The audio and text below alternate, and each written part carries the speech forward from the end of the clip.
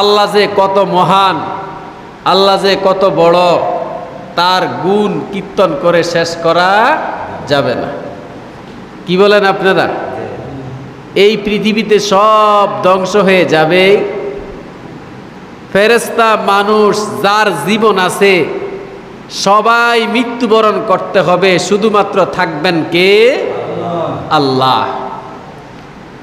এই পৃথিবীতে আমরা আগে ছিলাম না, বর্তমানে আছি, ভবিষ্যতে থাকব না। কত রাজা বাদশাহ আমাদের আগে দুনিয়াতে এসেছে, তারা কি এখনো আছে না পরকালে চলে গেছে? যাদের দাপটে ক্ষমতায় জমিন থর থর করে কাঁপত, আজকে তাদের নাম নিশানাও নাই। এমন একদিন আসবে এই পৃথিবী থেকে, এই পৃথিবীর ইতিহাস থেকে আমরা হারিয়ে যাব। আজ থেকে 100 বছর পরে আপনার বাড়িতে কারা বসবাস করবে আপনি জানেন? জানেন না। আবার যারা বসবাস করবে তারাও জানতো না যে 100 বছর আগে কারা বসবাস করত। অনেক বাড়িতে অনেক পুরানা দিঘি পুষ্কুনি, তো মুরব্বীদেরকে আমি মাঝে মাঝে বলি, এই পুষ্কুনি কারা কাটছে, এই দিঘি সম্পর্কে আপনি কিছু জানেননি? কয় হুজুর এটা আমি নিজে বলতে পারবো না, এটা দাদার দাদা কারা করছে, আমরা জন্মের পরে এমনই দেখছি। কয়নি? যেই মহান আল্লাহ পাক এই পৃথিবী আল্লাহ বানাইছেন 6 দিনে। কয় দিনে? 6 দিনে আল্লাহ পাক বানাইছেন। তো আল্লাহ তো ইচ্ছা করলে একদিনই বানাইতে পারতেন, 6 দিন সময় কিল্লাই নিলেন। ধৈর্য সহকারে কাজ করা, স্থিরভাবে কাজ করা, এটা হলো যে ইমানদারের লক্ষণ, হেকমত। তাড়াহুড়া করে কাজ করা হলো শয়তানের কাজ। কি বলেন? আমার আল্লাহ বলেন, বিসমিল্লাহির রহমানির রহিম, ইন্না রাব্বাকুমুল্লাহুল্লাযী খালাকাস সামাওয়াতি ওয়াল আরদ ফি সিত্তাতি আইয়াম। আমার আল্লাহ আসমান আর জমিন আমার আল্লাহ বানাইলেন 6 দিনে। কয় দিনে বানাইলেন? এই 6 দিনে আমার আল্লাহ আসমান আর জমিন বানাইলেন। রবিবারে আর সোমবারে আমার আল্লাহ এই ভূখণ্ডের মধ্যে যত পাহাড় পর্বত আছে, যত সমুদ্র আছে, যতগুলি নদী নালা আছে, এই সব কিছু আমার আল্লাহ রবিবারে আর সোমবারে বানাইলেন। মঙ্গলবারে আর বুধবারে আমার আল্লাহ মানুষ এবং যত জন্তু জানোয়ার দুনিয়ার মধ্যে আছে, মানুষেরা কি খাবে, জন্তু জানোয়ারেরা কি খাবে, এই খাওয়া দাওয়া গুলা, খাদ্যগুলা আমার আল্লাহ এই 2 দিনে বানাইলেন। বলেন না আল্লাহু আকবার।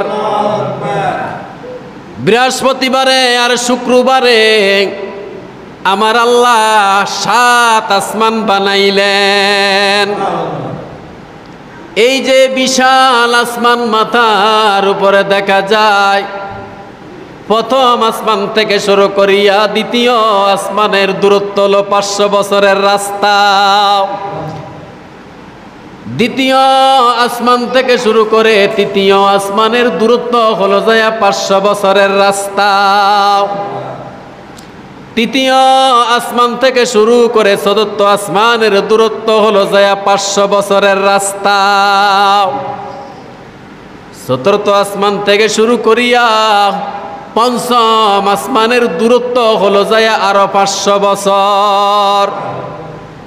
ষষ্ঠ আসমান থেকে শুরু করিয়া সপ্তম আসমানে পর্যন্ত দূরত্ব হলো যায় আরো 500 বছরের রাস্তা। আমার আল্লাহ শনিবারে দুনিয়ারে কোনো কাজ করেন না। জগতের মানুষেরে জানাইয়া দিলেন, ও জগতের মানুষেরা, ধীরে ধীরে হিকমতের সহিত তোমরা দুনিয়াতে কাজ করবা। উচ্চ আওয়াজে বলেন না সুবহানাল্লাহ। আমার আল্লাহ বলেন, ইন্নামা আমরুহু ইযা আরাদা শাইআন আইয়াকুলা লাহু কুন ফায়াকুন। আল্লাহ যদি কোনো কিছু বানাইতে চান, ইঞ্জিনিয়ারের কাছ থেকে বুদ্ধি নেওয়া লাগে না, সাংবাদিকের কাছ থেকে বুদ্ধি নেওয়া লাগে না, বুদ্ধিজীবীদেরকে একখানে করিয়া বোর্ড গঠন করা লাগে না, এরপরে পণ্ডিতদেরকে একখানে করিয়া বুদ্ধি নেওয়া লাগে না, কোনো মিস্ত্রি লাগে না, কোনো লোকজন লাগে না। আমার আল্লাহ যদি কোনো কিছু বানাইতে চান, কোন বলে একটা অর্ডার দেন, কোন থেকে পায়া কোনের কাছে যাইতে যেই সময়টুকু লাগে, এই সময়ের মধ্যে আল্লাহ বস্তু তৈয়ার করে ফেলেন। উচ্চ আওয়াজে বলেন না সুবহানাল্লাহ। এই বিশাল পৃথিবী আমার আল্লাহ বানাইলেন। আমার আল্লাহ বলেন, ইন্নাল্লাহা লা ইয়াখফা আলাইহি শাইউন ফিল আরদি ওয়ালা ফিস সামা। আল্লাহ বলেন, আসমান আর জমিনের মধ্যকারে যা কিছু আছে, আল্লাহর কাছে কোনো কিছু গোপন নাই, সব আল্লাহর কাছে প্রকাশিত। উচ্চ আওয়াজে বলেন না সুবহানাল্লাহ। ও দুনিয়ার বান্দারা, গভীর রাতে উঠিয়া তুমি কি করো? আর লোকজনের কাছ থেকে যখন তুমি একা হয়ে যাও, ঘরের মধ্যে থাকিয়া রাত্রের অন্ধকারে তুমি কি করো?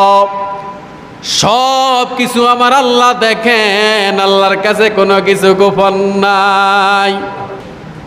সমুদ্রের মহাতলদেশের নিচে যেই বালি কণাগুলিয়া চিকচিক করে, এই নিচের বালি হইতে আল্লাহর কাছে সব হলো যায়া প্রকাশিত।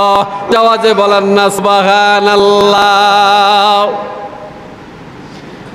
এই জন্য জগতের মানুষেরা রাত্র যখন গভীর হয়ে যায়, মানুষেরা যখন ঘুমায়া যায়, দুনিয়াটা যখন নিস্তব্ধ হয়ে যায়, তখন রাত্রে উঠিয়া যদি তাহাজ্জুদ নামাজটা আদায় করো, আর আল্লাহর কাছে বলো, আল্লাহ আমার ছেলে সন্তানের প্রয়োজন। আল্লাহ আজকে 10টা বছর বিবাহ করেছি, ঘরের মধ্যে ছেলে নাই, মেয়ে নাই, তোমার ভান্ডারের মধ্যে কোনো কিছুর অভাব নাই। আল্লাহর কাছে যদি মনের আশাগুলি বলেন, আর আল্লাহর কাছে যদি নিজের জীবনের গুনাহগুলি ক্ষমা চান, ও মুসলমান ভাইয়েরা শুনিয়া রাখেন, আমার আল্লাহর কাছে রাত্রে দোয়া করতে দেরি, আমার আল্লাহ দোয়া কবুল করতে দেরি করবে না। উচ্চ আওয়াজে বলেন না সুবহানাল্লাহ। আমরা তো উল্টা রাস্তায় চলি, যার কাছে চাইলে যিনি দিবেন আমরা সেখানে চাই না, আরেক জায়গার মধ্যে চাই।